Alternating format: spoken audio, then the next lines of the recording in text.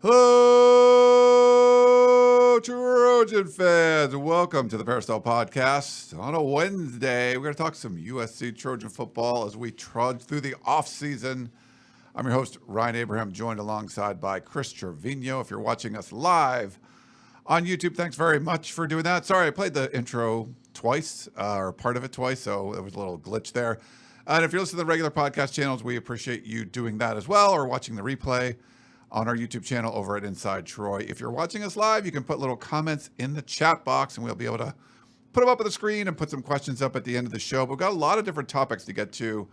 It's been a couple weeks since Chris and I talked. We had the regular signing period where Chris and Gerard did a great composite two-star recruits podcast that went, 4.5 hours, Chris, you guys did? Yeah, 4.5.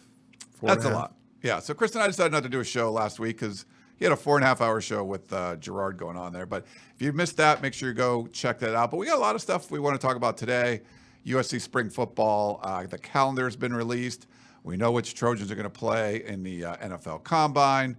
USC is getting some special teams help. So a bunch of different topics we want to get to. If you have any questions or comments for our little show, you can email us podcast@uscfootball.com, or you can call or text us at 424-254-9141. We got a couple of voicemails to get to. I got a new little soundboard over here so we can play some fun stuff. Chris, I don't know. Oh, groovy, baby. Yeah, I just downloaded some fun sounds. I don't know. If you guys hate them, let us know. If you have some suggestions for sounds. I know, Chris, you're going to have some. You're going to hear some, I know. Oh, yeah. I mean, I'm a big soundboard person. Cool. I have to redo my soundboard for the composite, so I'm going to be adding some new stuff for 2023. Nice. We'll try to do that. Yeah, my old iPad, how the sausage is made. I had a really old iPad that we were using. It died. I bought a used iPad that's bigger screen, and we can do more stuff with it. So appreciate that. If you have the Apple Podcasting app, well, we appreciate you subscribing wherever you are. If you're on YouTube, please smash the like button, smash the subscribe button, put that little bell there for the notifications so you know when we go live, but also on the Apple Podcasting app or any podcast platform. If you can subscribe to the Peristyle Podcast there, we greatly appreciate it. And if you have the Apple Podcasting app and leave us a 5-star rating, it does help. We have one new one, I believe, Chris, from G. Wanny, who says, "Long live the Biera Boys." So I think that's maybe you guys aren't just cilantro anymore. It's whatever they call us. Yeah, 5-star review. I'm the most honest person I know, so you can trust me. Ryan and crew are amongst the best covering college football at USC. Long story short, there are a few things in life I feel are completely worth the price I've been charged, and the Peristyle Podcast and crew are one of them. My life would be less enjoyable without 10K Trevino and Gerard Hurricane Martinez. That's from Big Jim Trojan. That's nice. Thanks, Big Jim. Thank you so much to Big Jim. That was very nice of him. And before we jump into anything else, I do want to thank, speaking of being nice, our friends over at Trader Joe's. We're very lucky to have, for our little podcast to have a big sponsor like Trader Joe's. Feel very lucky, but I love just being partnered with them. It's been, I think, 5 or 6 years now we've been doing it. And it's, you got Valentine's Day coming up, Chris, So I've heard.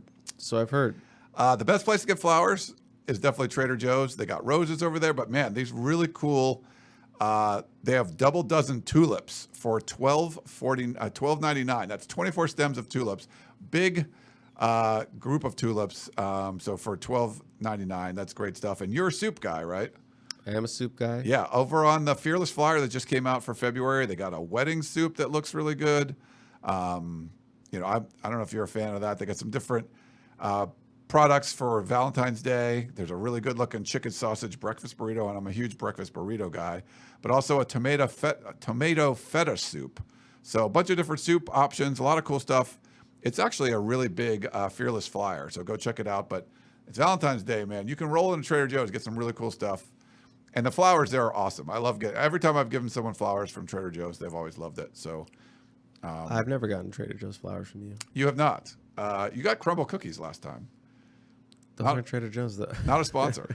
Crumble, you can come sponsor. You made it a point to say they're not a sponsor, but I want to. They could be one. Maybe I'm a one huge day. cookie guy, so like. yeah, absolutely, They could absolutely. But yeah, I forget that Trader Joe's has flowers all the time until I walk in and I see.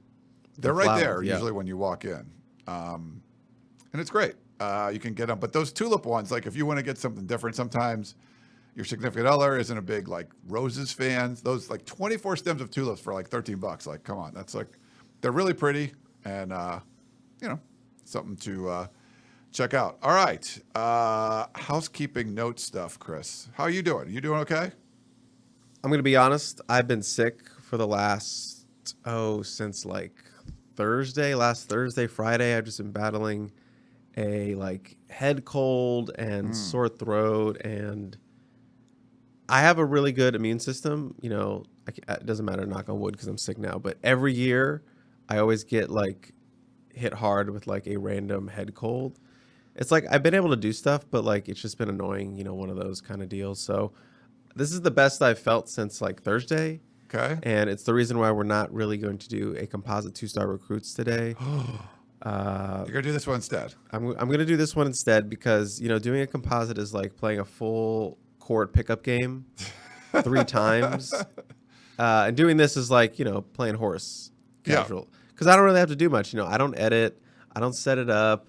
I don't have to go and do timestamps. I just get to show up, sit down, do it, and then I leave and you do all the hard stuff. I try. So this is just real casual for me. So I do have the energy to be able to come and do this, but I probably sound a little bit nasally. I apologize if I cough, but yeah, I'm going to power through this. I love it. Bless and Break says, my mom always buys tulips at Trader Joe's. That's very cool. We do have, Steve Marshall says, get South Park sound bites. I like that one too. So if you're watching us live, you can put suggestions, comments and stuff, questions into the chat, and I'll try to star the questions for later. And then anyone else, we can, we'll put the comments up as we go, if I can see them as we're hosting the show. You need a Millhouse. I definitely need a Millhouse one, but I do have a Millhouse. Yeah. One of your catchphrases. I got some fun ones, but I don't know. We'll see. Okay, so first thing we want to get to is USC. This isn't really breaking news, but you can. We have that one. We know the spring ball schedule, which is cool. So if you remember, we talked about this. Week 0, USC playing San Jose State. So spring ball is being moved up a little bit. Dave Emmerich tweeted this out from USC a few days ago. It says a month away from getting back at it over on the practice field. So the schedule, it's going to be pretty similar or almost exactly the same as what we've seen from USC Springs football for the last decade or so, where it's a Tuesday, Thursday, Saturday practices. We don't know the times yet. We don't know how much we can watch in the media, if they're going to be open to the public. We're assuming it will not be. But starting on March 4th, so it's a little early because of that Week 0 game, they'll have 3 practices, Saturday, Tuesday, Thursday. Then taking some time off for spring break, and then they'll be back at it on March 21st, and that's going to run every Tuesday, Thursday, Saturday, all the way through April 15th, which will be the spring game, which was open in the past. It was open last year for Lincoln Riley. Assuming, Chris, it's going to be the same sort of thing. But yeah, any thoughts on the spring schedule? I mean, it's just a graphic at this point, so I don't expect public to be allowed. I know that's probably going to be a question in the chat or something we get over the course of the next several weeks going into camp, but I don't expect public to be allowed. I feel that USC fans, and I'm kind of excited to see the spring game this year. I know prior to Lincoln Riley, spring showcase has never been really that exciting, but I think a lot more people will be excited about the spring game. They set the record for attendance last year, so I'm interested to see what that looks like this time around. You got Caleb Williams coming back, Lincoln Riley year 2, 11 wins last year, got to the Pac-12 championship, some exciting players that they brought in, some exciting freshmen that are already on campus that you can see, Zachariah Branch, Tackett Curtis. So a lot of people, I think, will be more interested to come out this time around. And if you're already planning on going to the spring chat and you're in the chat, spring game and you're in the chat, let us know if you're planning on going. But I think the turnout will be bigger for this turnaround. So that's the most interesting thing. They're starting a little bit early. No surprise there with the week 0. But yeah, I'm excited. It just feels like we barely just caught our breath after Arlington, and now we're kind of just right back into it. It's happening fast, and the fact that it's like 26 days away or something like that right now from spring football starting is like, whoa. It's still going to be a long off season through, once spring ball ends. There's going to be a lot going on there, but it's going to start faster than before, just because you got that week 0 game, so kind of get things kicking in a little bit early. So it'll be, I don't know. I'm looking forward to it. I want to see, maybe we can watch a little bit more. Probably not. It's probably going to be the same format. Like, it's kind of worked. But we got to talk to Lincoln Riley a month ago or whatever it was. You did get the feeling like he sort of was opening up a little bit more, and he didn't feel uncomfortable with the sort of access that he was given the media. So maybe there would be some, a little bit more. I don't know. But we'll have to wait and see on that. Also, USC picked up a kicker commitment, Chris. This is a class of 2023, preferred walk-on, but needing some help on the special teams side of things. And Tyler Robles, he's in there. I'll put a picture of him if you want to give everyone a little tidbit about Tyler and the USC's new kicker. Tyler Robles from La Costa Canyon out in San Diego. Not, how, when you get a kicker commit, you don't go to 24/7 Sports Rankings or ESPN Rankings. You go to like Cole's Kicking or Sailor Kicking. They have all the ratings. He's not in that system, so maybe he's not a part of those organizations, but he is a pretty good kicker. And, kickers usually come in as preferred walk-ons unless there's special exemptions, or you're being coached by John Baxter and he'll give everyone and anyone a scholarship to be a kicker or a punter. But he's joining the team, preferred walk-on.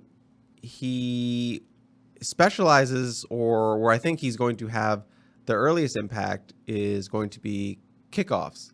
That was something that Lincoln Riley specifically addressed when he talked about special teams improvement, how touchbacks, they need to get more touchbacks.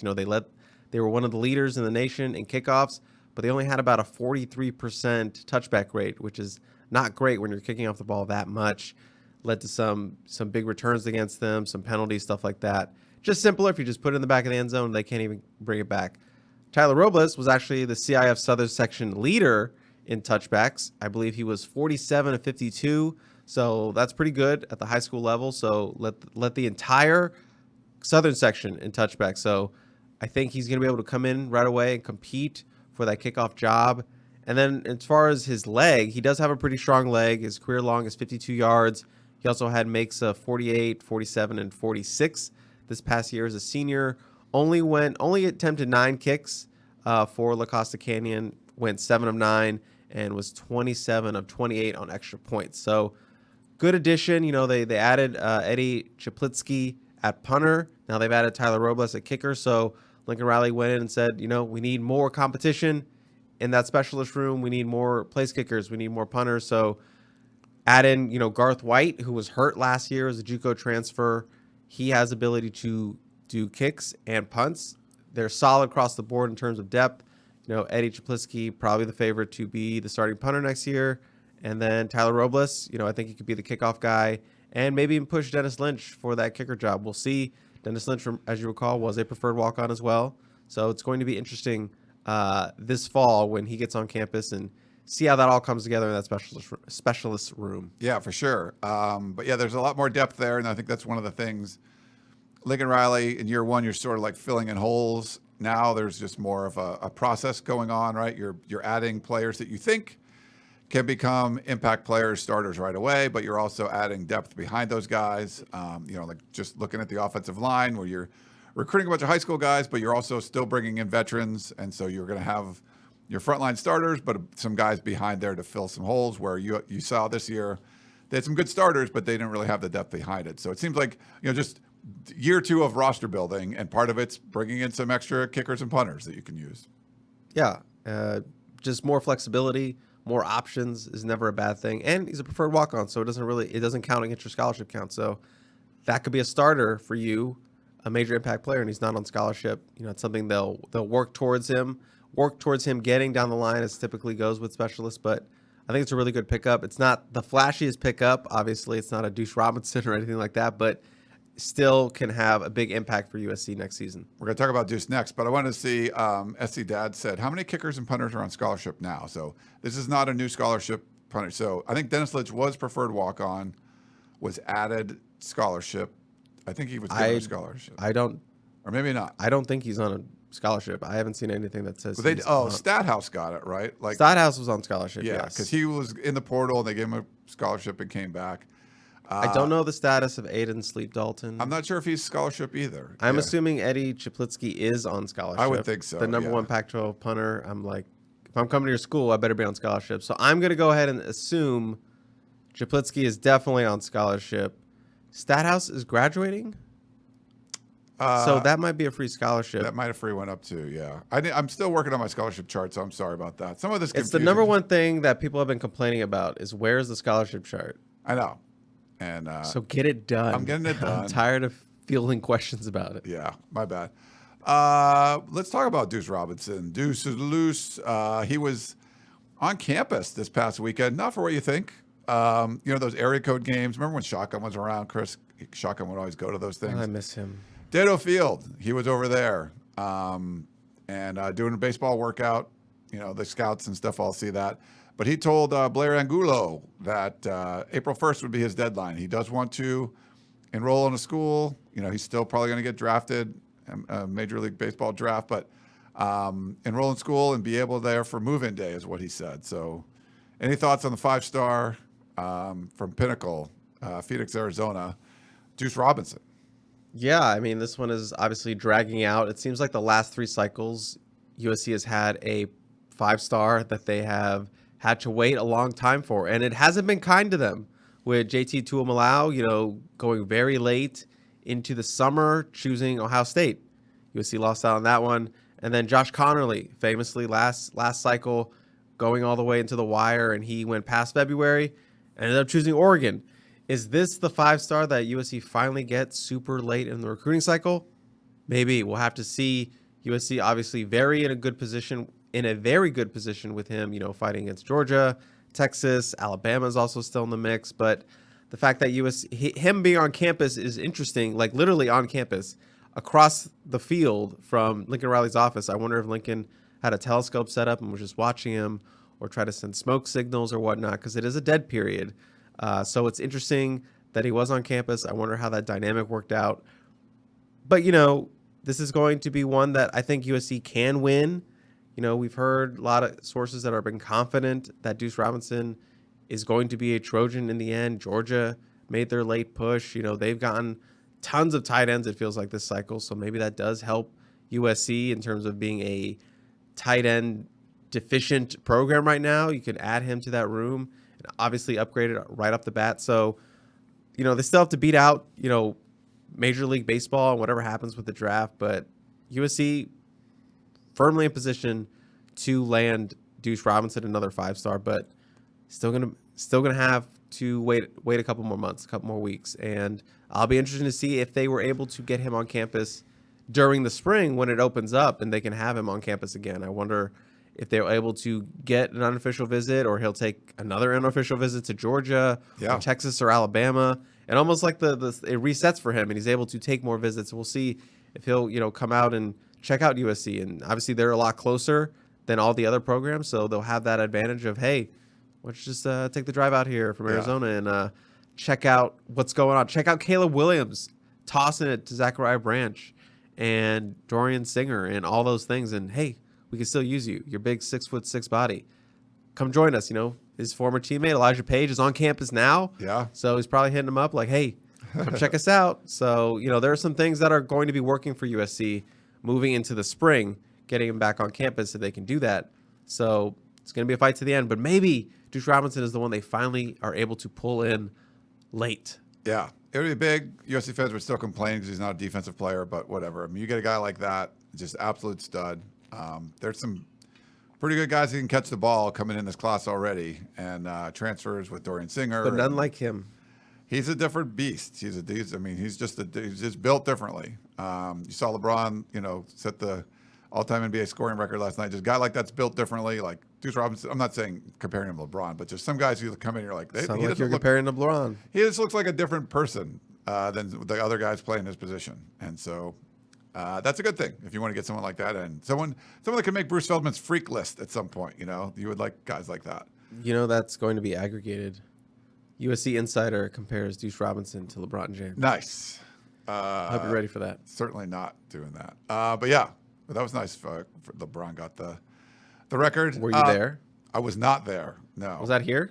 It was here. Yeah, it was Okay. a Laker. Yeah, I was trying. I didn't get tickets, but I've been to a lot of the Laker games this year, but I didn't get to that one. So, all right. I want to also talk about the offseason workouts because you're getting ready for spring ball. We're less than a month away, like we already talked about.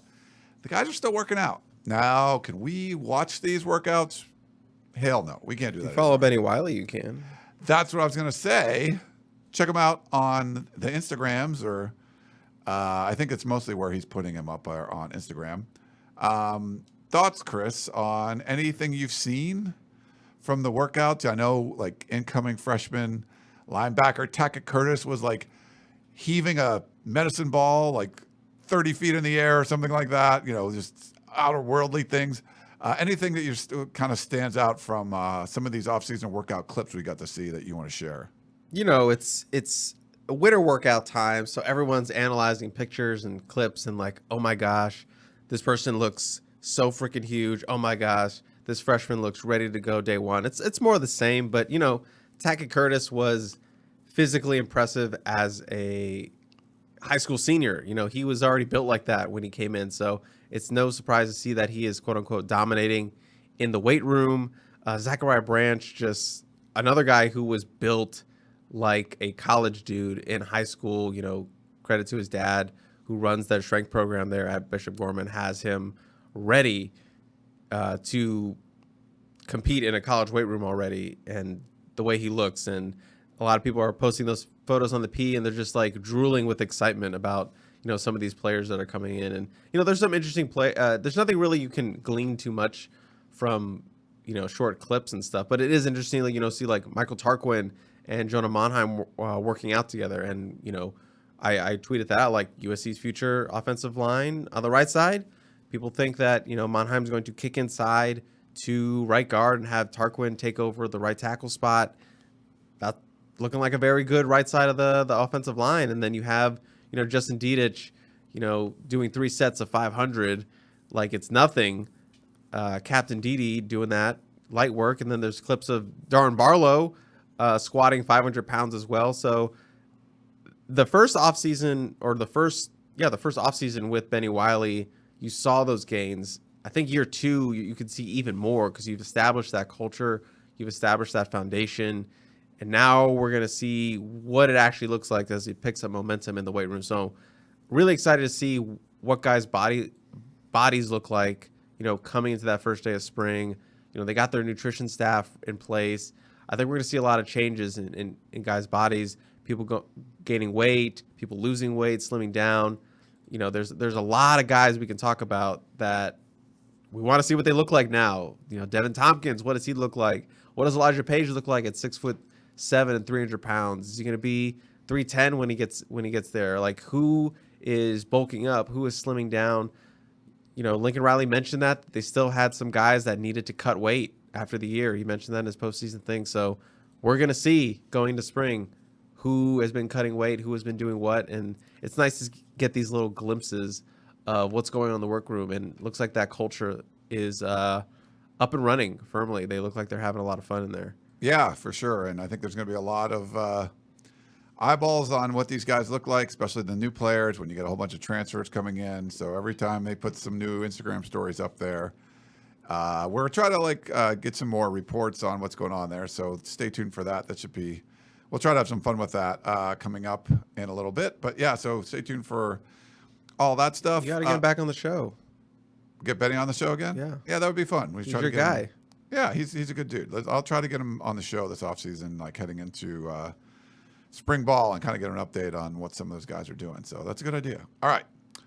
Want to talk about 24/7 Sports put out a story from a couple of days or yesterday. Raymond Lucas is one of the national desk guys. And right now we don't know what the over-under, win projection total for 2023 is. Vegas will come out with that. The different sports books will have different things, but they did a story kind of trying to figure out what the Pac-12 over-under win totals for 2023 would be. This is regular season, so 12 games. Doesn't count bowl games or Pac-12 championship games or anything like that. I'll go through all these real quick, and we'll talk about USC specifically, but if any of them stand out to you, Chris, let me know. They have Washington State at 7.5. Okay. Stanford down at 4. Your favorite? They're bad. Utah, two-time defending Pac-12 champs, at 8.5. Oregon State also at 8.5. They could have had a huge year. Dark horse to make a run. Yeah, it's certainly a dark horse. Arizona, 4.5. So that's a little less than what they had this year, which they had a tough schedule, so that's kind of weird. Colorado won one game. They're 4.5 also. Seems fair. Yeah, I think that's probably pretty good. Cal is the basement, 3. Ooh. They're not loving on the Justin Wilcox. That might be a little too low. That might be a little low. I mean, they were 4-8 this year, I believe, They right? had a really good running back. They had a dynamic quarterback coming in. They'll have a good defense. So, we'll see. Yeah, they haven't had a great one. Arizona State, 6.5. So okay, they're projecting bowl eligibility for the Sun Devils and Kenny Dillingham. Excuse me. Washington tied for number 1 at 9.5 wins. Okay. So Michael Penix is back. Sure. Kalen DeBoer, he's done some really good things there. I can see it. The Ducks and Bo Nix, who's also returning, they have at 9. So they lose their offensive coordinator, Kenny Dillingham. So not quite top of the heap like some would think. UCLA won 9 games this year. They have UCLA at 7 now with DTR, who's gone after being there for about a decade. So, they got Dante Moore coming in, so we'll see. But 7, that would be a bit of a setback. I don't think they have a super difficult schedule.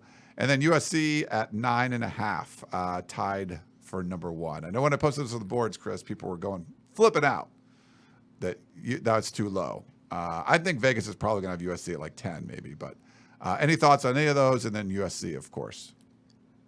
I mean, I kind of shared my thoughts as we went through that. Washington up there feels right. Utah seems a little low for me, just because it's Utah and they always find a way, and 2-time defending. Cam Rising should be back. I feel like they should probably be up there at least at the 9 range, 8.5, whatever. Yeah. But that seems a little low. Oregon seems fine where it is. I think Cal is too low. I think Arizona State feels maybe a little bit high. Everyone's riding that Kenny Dillingham momentum right now, so that's fine. They got Jaden Rashada. That'll be interesting to see how that plays out. 6 bowl game first year, I could see it, but I'd probably go a little bit lower, maybe the 5. Yeah. And Colorado at 4 seems fair. They have talent coming in. I don't know what the Deion Sanders experiment is going to look like, but I'll watch. I'm definitely going to watch. It's like, boop. We'll be watching. There'll be a big old huddle around him for Pac-12 Media Day, so it'll be fun. Definitely be fun. I have to imagine that they'll bring Travis Hunter and his son, right? Yeah. Absolutely. And, with USC, 9.5, yeah, I mean, P probably hates it, but, you could talk me into it being, a little bit higher, but this team should win at least 10 games next season. Yeah. You have returning Heisman winner really good offensive line. You retooled it. You made it better. You got more depth. You got more weapons. Defense, who knows? Who knows? We're going to have to see what that looks like. But you brought in some people. You brought in some defensive guys. You have some interesting guys coming in. Anthony Lucas, Tackett Curtis, Keon Bars, Mason Cobb. You have some guys that could really help you next season. So we'll see if that's enough to overcome some of the deficiencies and issues or fix some of those issues. Tackling, big plays, poor man coverage, all those kind of things. So we'll see what it looks like. But on paper, they should be better defensively. On paper, they should be better defensively, even though I know everyone in the chat is probably going, fire Alex Grinch. Do it right now. So defense is the only thing really holding them back. If they hadn't lost the way they did, I'd probably have them.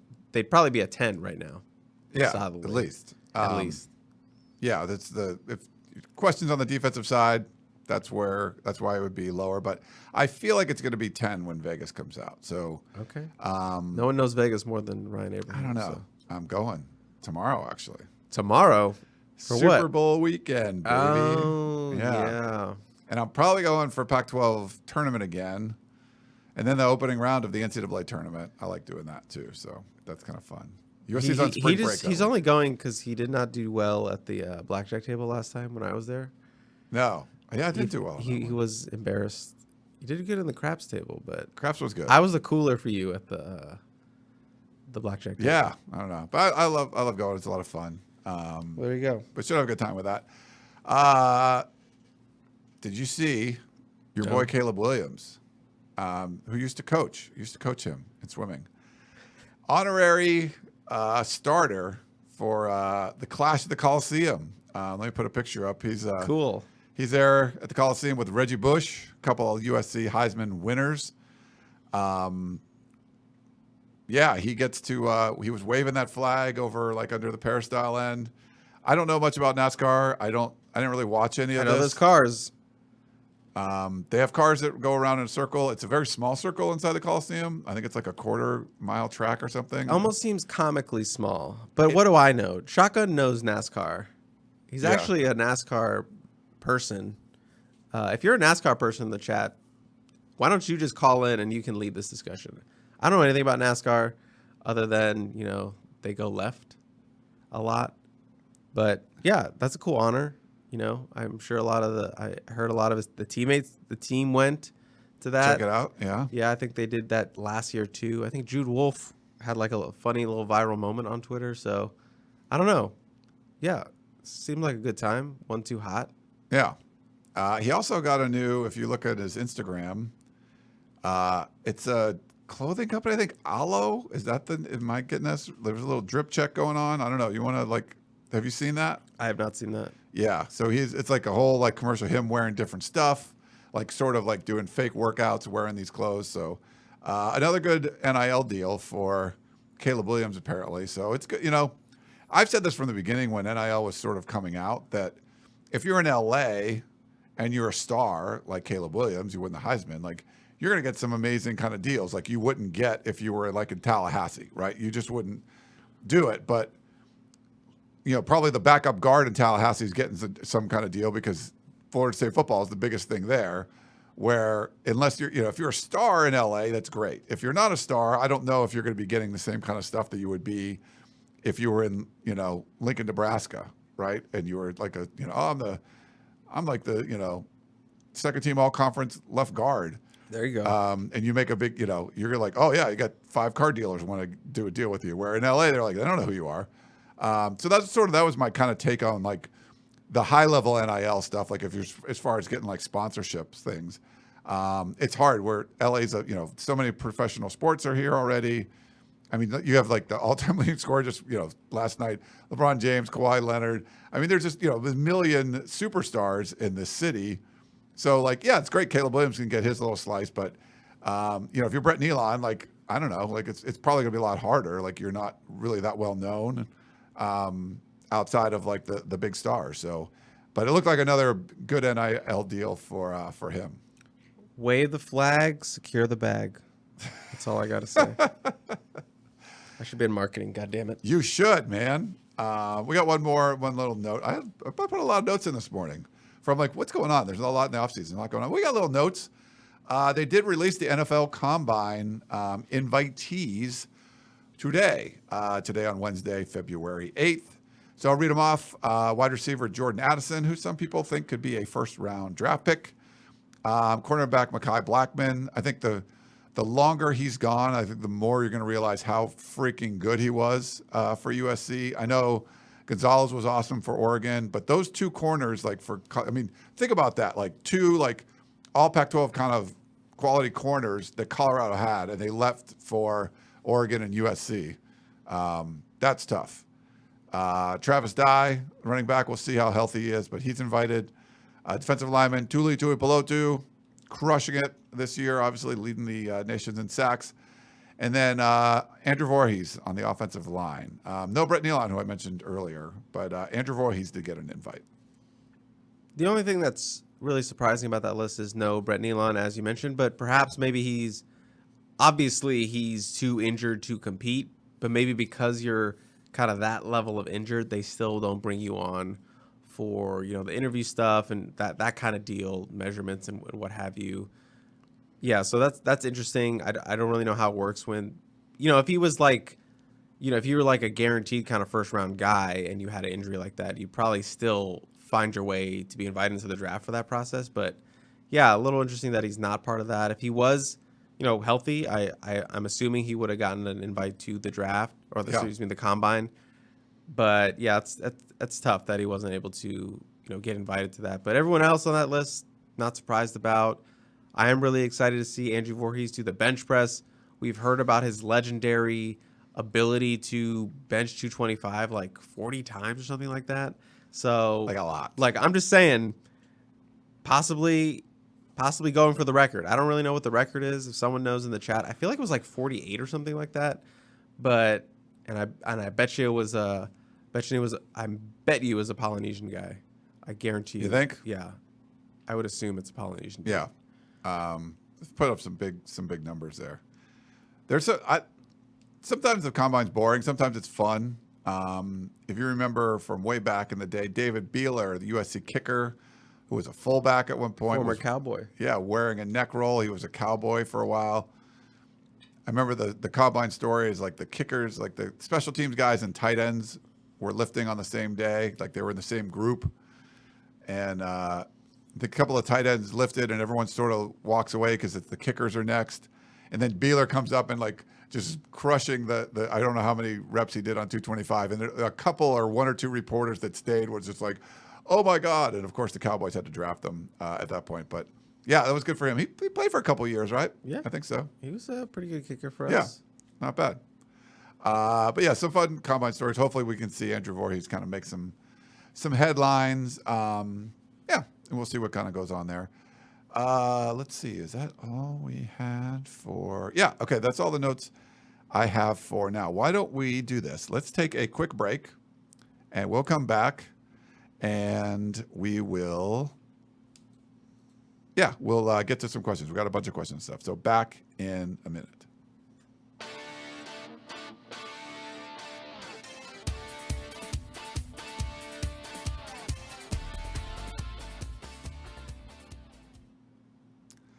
All right, we're back here on the Peristyle Podcast. I did star some of your questions from the chat. So if you're watching live on YouTube, thank you very much for that. We appreciate that. And you can subscribe to our YouTube channel over at Inside Troy.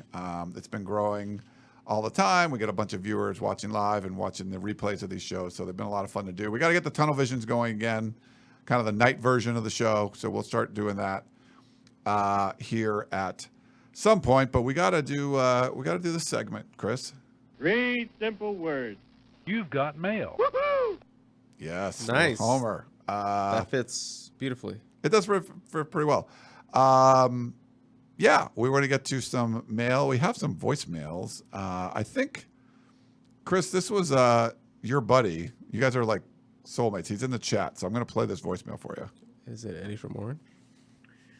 Hey guys, Eddie Reyna, Eddie R, Eddie from Orange calling in, all the same guy. So Yeah. Also, I'm 39, Chris. I played high school football with Matt Leinart at Mater Dei and a few other guys. So, yep. Wow. Quick question about recruiting. Now that we're post National Signing Day, you still have Deuce out there. You still have, some needs, particularly in like the nose guard, in a one tech, a zero tech kind of guy. Who do you think USC is really pursuing? Is that kid from Indiana, the American Samoan kid from Indiana, a viable option? Have they not signed or brought him in because of academic reasons? You guys haven't done anything with that? And any unsubstantiated rumors about, someone who can play the nose guard coming in? Also, when's Marvin Harrison going to enroll? Is he a summer enrollee? Okay, thanks. See you guys later. Bye. Thanks, Eddie. Yeah, Marvin Harrison will be the last day to add for like the summer or whatever. So just be on the lookout for that. As far as the Indiana kid whose name I'm not even gonna try, Co. Noah something. I'm not gonna. Yeah, sounds perfect. If you know, you just Google CO Indiana football. I reported in the War Room several weeks ago that USC has been in communication with him. There is no offer, it seems. I think they're just, kicking the tires a little bit. I think they're just, feeling it out. I'm not sure in terms of the academic sense of it. That could be, something, but I have nothing to say that academics are a reason to hold up. I think they're going to get him to visit during the spring. I think that's in his plans. So we'll have to see if that follows through. But he would be a guy that they're absolutely looking at for that hole at the one tech, the nose guard position, to help some of that interior defensive line. As far as anyone coming in, no one really. Dejan Lafitte could be a guy, but he's a true freshman. That's really hard to do as a true freshman. He won't even be here till the summer. I know people talk about Amos Talalele, 6'5", 330 pounds.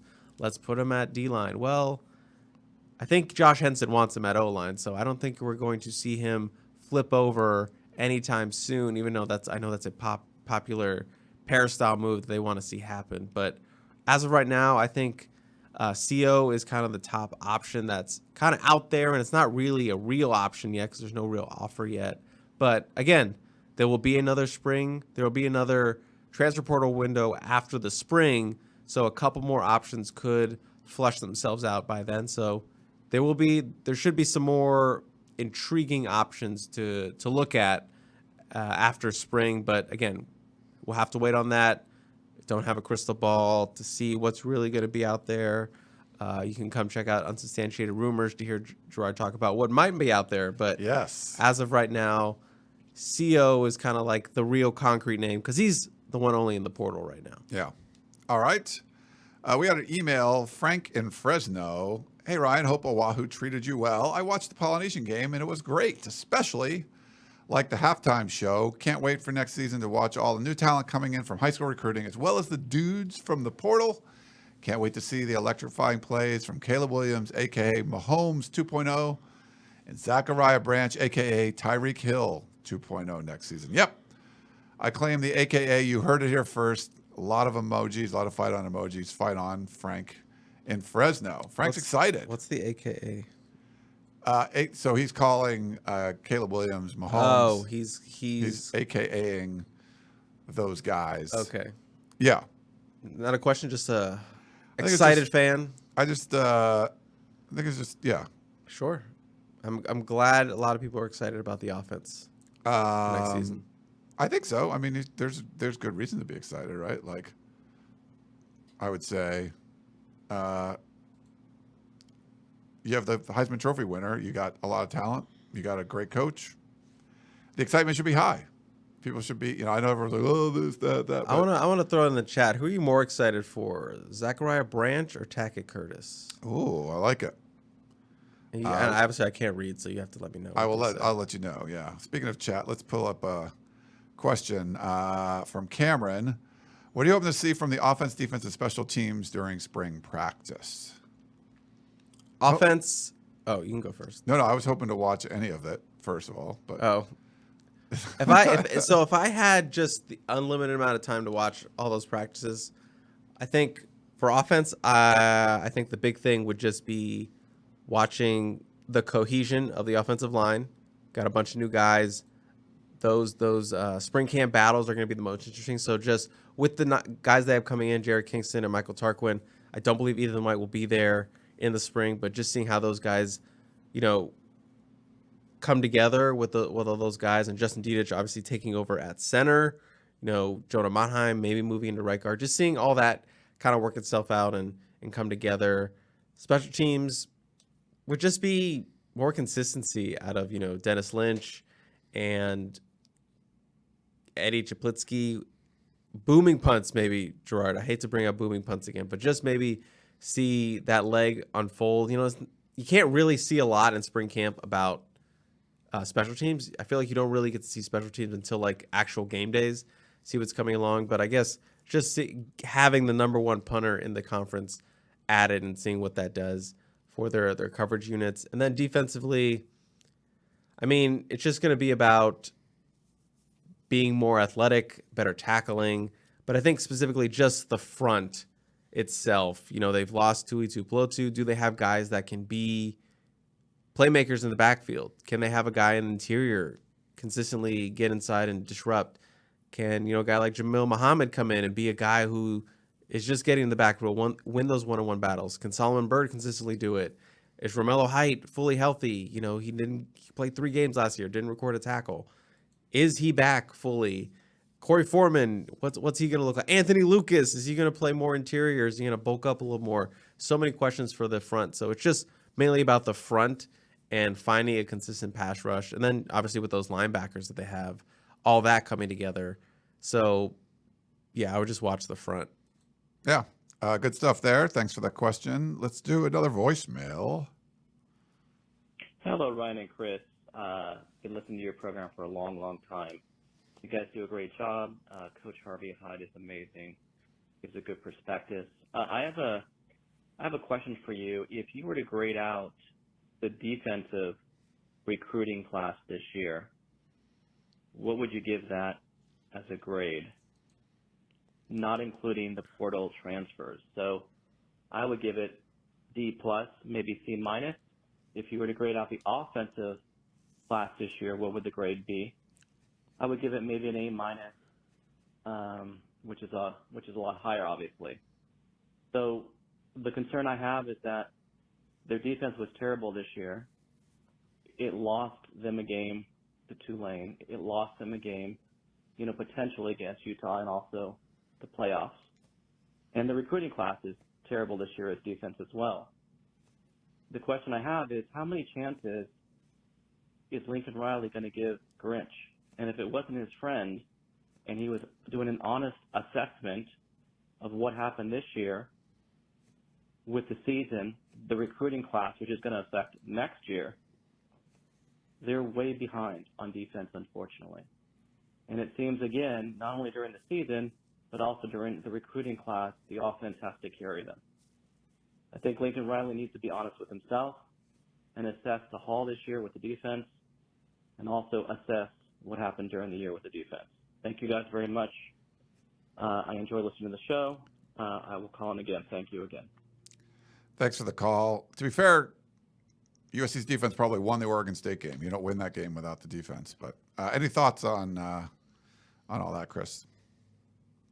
It's funny. I could feel the anger in his voice rising as he got to the defense and Alex Grinch and all that. So looking forward to that all off season. But in terms of grades, yeah, I think we're kind of on the same page with the offense. You hit it out the park with the offensive line. Do you wish you maybe gotten, Caleb Lomu? Sure. But you signed 5 guys, including a consensus 4-star guy and Elijah Page. So on campus now, got an incredible receiving class. Zachariah Branch, Mekhi Lemon, Jacoby Lane, who 6'5", gives you a little bit more diversity. 5-star quarterback, 2 really, really good running backs, a couple tight ends, Kate Elrich, more like an H-back kind of deal, and Walker Lyons, and maybe even Duce Robinson. So I think it's firmly an A. And I think I gave for the overall class a B+. So obviously defense is going to bring down that A a little bit when you combine them together. Yeah, I mean, I would probably lean towards a very low B minus just because you really wanted to get more impact defensive linemen. Look, you got your number one linebacker on your board.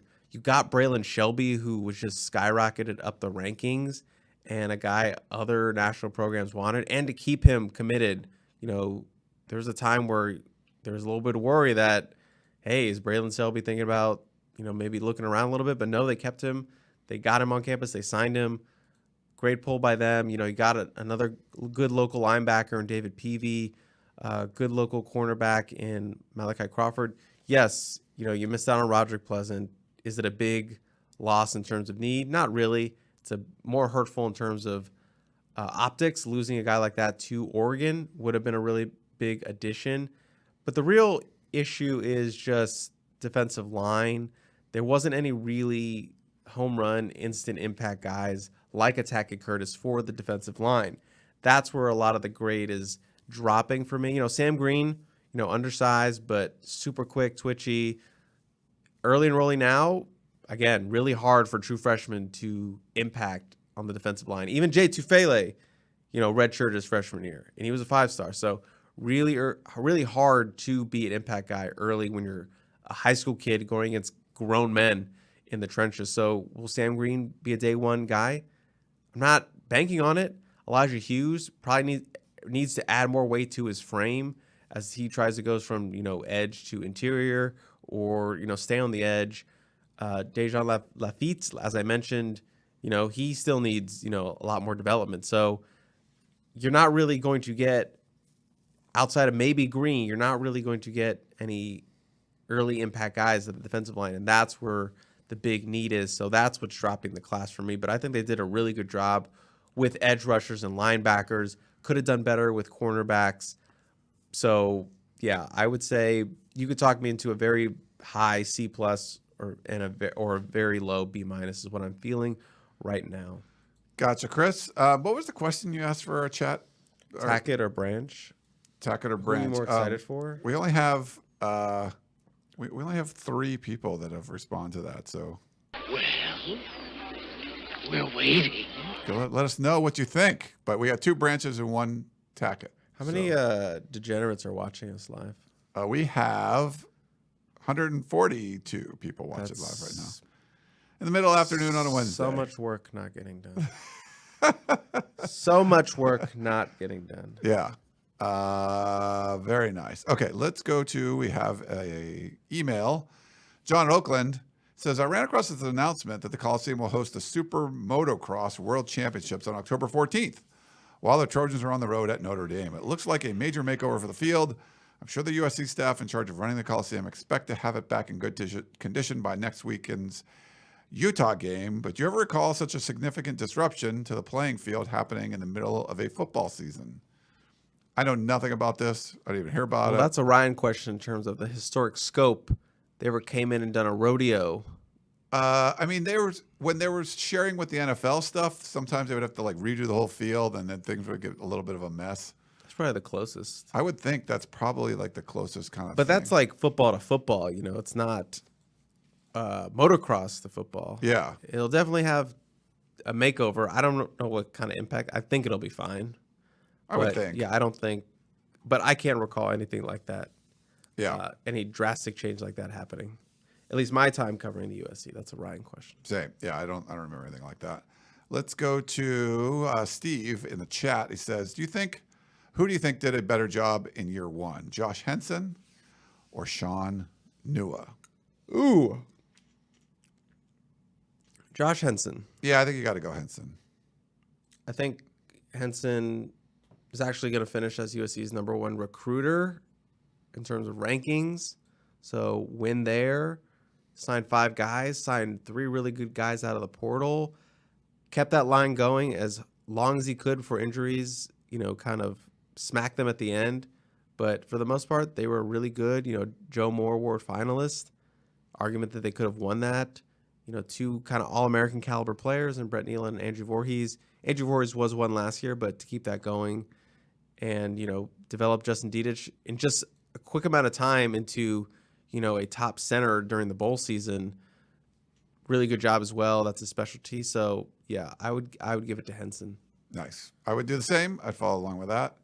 Another one from Bless 'em Breaks. Instead of blaming NIL, isn't it more realistic that Oregon has better recruiters and facilities? Landing with its SEC ties, Josh, Clem, and Martin are ace recruiters, while we have Lincoln and Dante. Bless 'em Breaks doesn't seem to be real high on things. What's his name? Bless 'em Breaks. Oh, Bless 'em Breaks was very mad in the composite we did. He was? Yeah. NIL is definitely a significant part, I would say. But any other thoughts on Bless 'em Breaks? No, I mean, NIL is the new thing in recruiting. Some recruits don't put much emphasis to it. Some do. But it has certainly changed the game into, to kind of act like it doesn't affect recruiting is, I think, naive. Right. And I guess people can use it as excuses too. Like we're just like, oh, it was just NIL. And I don't think that's certainly not always the case. I would say when you have this like, oh, that's like a 2-horse race between these two schools and you even hear about some other school. And then all of a sudden at the last minute, it's like, oh, he's going to this other school. Like, okay, well, was that the recruiting pitch? Was that the facility? Did he just find out about the facilities like on the last minute? Or was there a bag placed for that player? So like I think you can kind of read the writing on the wall sometimes. If it's a last minute swoop in, is that facilities? Like you're not even going to the facilities, I don't know what do you think about that, Chris? Look, I'm just saying, if you kept all things even and there was no NIL, I think USC would win a lot more battles than they lost. That's a great way to put it. But that's not the game. That's not the name of the game right now. NIL is one of the defining factors in recruiting. And I'm not saying it's an excuse. I'm just saying, like, you have to factor that in for when you look at recruiting battles won and lost. Yeah. In the end. 100%. I agree with that. It's a great way to put it. James Boone, class of 81 and 83, says, did you realize that UCLA has a slot receiver, Logan Loya, who played for Orange Lutheran, with Kyle Ford? Also on the Kyle Ford move to UCLA, I received my BS and master's at USC and later accepted a postdoc position at UCLA. They paid me money, so the transition was awkward until that first check. Fight on, from James Boone. Did Logan Loya and Kyle Ford play together? They were. I don't remember. I feel like Logan. Maybe I'm mistaken. I thought Logan Loya went to Bosco at some point. Look, all these guys transfer a lot in the Trinity League, so yeah. I swore Logan Loya ended his career at Bosco, and I thought Kyle Ford was already in college when I first started covering Logan Loya on the 7-on-7 circuit. There's always a receiver that pops up every year on the 7-on-7 circuit that just kind of takes off, and that was Logan Loya the year, or whatever that year that was.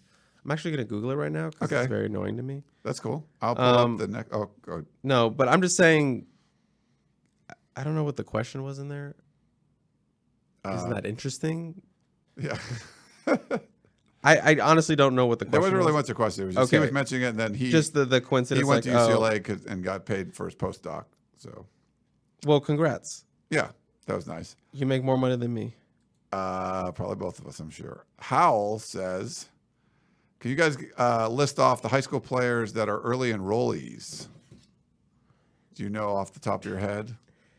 You did know which kicks the new kicker made, which distances and stuff. If you stall for 10 seconds. I could definitely stall for 10 seconds doing that. But thanks, Howell, for the question there. Or you could just listen to the Composite 2-Star Recruits and never have to worry about this again. You should listen to that I feel like it's been covered. That's all right. We're gonna do this. Here we go. Okay. Your early enrollees are Malachi Nelson, Amarion Peterson. Okay, let me start over. Quarterback Malachi Nelson, running back Amarion Peterson, running back Quentin Joyner, wide receiver Zachariah Branch, wide receiver Mekhi Lemon, offensive tackle Elijah Page, defensive line Sam Green, cornerback Malachi Crawford, linebacker Tackett Curtis, and safety Christian Pierce. Those are your early enrollees. Thanks for that one. And then we also have Eddie, your buddy Eddie, very active in the chat. Eddie, are you doing okay? You were in the emergency room last time we were. Yeah, hopefully he's okay. Eddie, we now know he's 39. Logan Loya, St. John Bosco. I still got it. God damn it. Oh, well, that was the, let me see who, that was James Boone. He didn't play at Orange Lutheran. Okay. No, he did, but he transferred. Okay. Also attended Orange Lutheran. Okay. Or Orange Lutheran, and then I knew it. He transferred to St. John Bosco for his final season. I still got it. Nice. 27 of 28 extra points. Logan Loya went to Bosco. Book it. Pretty good. Eddie was a kaboom for Ethan White. All right. This is a meme. Eddie, I just want to know you're okay. But I guess that kind of tells me that he's okay by saying. He says, urgent care and I'm going well. Thanks for asking. Oh, okay, Eddie. Nice. Well, there you go. And then we'll do one last one. We got a fun one in there. Do you think the negative reactions to 2023 recruiting is overblown? I recall Riley saying months ago that the 2024 class is where they'll have momentum.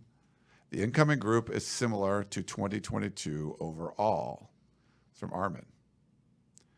I think there's some fair criticism of the 2023 class, but I also think they did a good job with the 2023 class. They got some good players. More so on offense, but they got some good players that are going to help them. And I believe you mentioned Gerard, that Gerard has mentioned that really you get to see the fruition of a new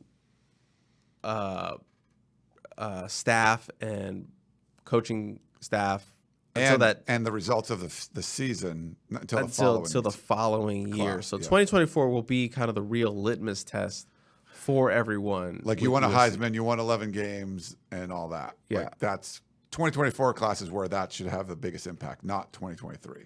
Yeah, it's kind of like I thought I had a analogy, but it's like starlight. The starlight you're looking at is from like millions of years ago. It's not just now. No, this analogy's not going anywhere. It's just they're just delayed. There's a delayed response and results from this past season. It'll play off more into the 2024. Staff has had longer time to build relationships with 2024 kids than they've had to with 2023 kids, if that makes sense. Because these staffs start making those connections like when they're like sophomores and such. So I think we'll see it play out better in 2024. That'll be the real. That is what you should grade more harshly than 2023. But I still think they did a good job in 2023. Yeah. I've had to put a couple of users on timeouts in the chat. So don't do that. Breakums? Yeah, just be. Is it Breakums? He got a little timeout. Yeah. See. But there was also an Oklahoma fan came in too. He just got for sure, Mr. 6 and 7. Play Is that nice. his name? His name wasn't 6 and 7. Oh, okay. Anybody got a fun number question? 4 recruiting class.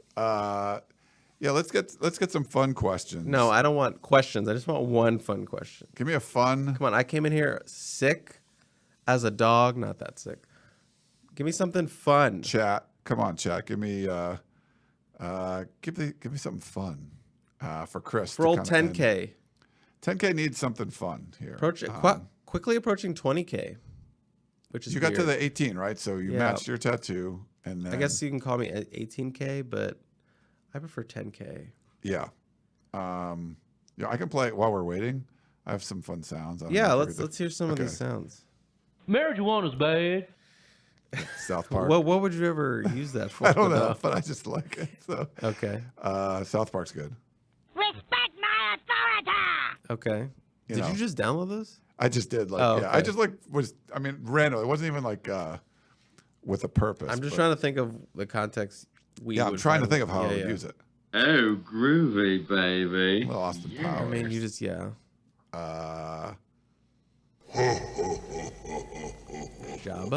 the Hutt laughing. All right, here's a fun one from Howell. Yes. I don't know how fun it is. Top 3 mascots in sports. Oh, all of sports? Should we stick to college football? I guess he said sports. Yeah, he said all of sports. I mean, is Ralphie number 1? Like, Ralphie's so freaking awesome. Yeah, I mean, if we're going that route, then yeah, I think Ralphie has to be number 1 Yeah. because of how unique it is. And yeah, it's just a special thing to watch. And I'm glad I was able to watch Ralphie run the last time I was at Folsom. And I'm excited to go back next year. I think the last time I went, Ralphie didn't run. It was like, it wasn't the right conditions or something. Right. And I will say the Western Kentucky Hilltopper, that little round ball thing, just because it looks so funny. That is kind of funny. That's kind of a meme answer for you, but I would say that is on my list. Mm. And then, well, I have to say Tessuto, the turtle, as a Maryland fan. Where's that? Maryland. Yeah. Nice. I don't really talk about Maryland that much, but You have not. no. So I think I just have to be biased and go with the Tessuto. Knock, knock. Who's there? Shh. That's Fair enough. And on that note, I think we could check out. Thanks for all of the questions and all of the comments. People watching live, people listening on the any of the Peristyle Podcast platforms out there, wherever you listen to your podcasts. We appreciate it. If it's Stitcher, if it's TuneIn, if it's Spotify, all that stuff. We love that you're listening to our little show.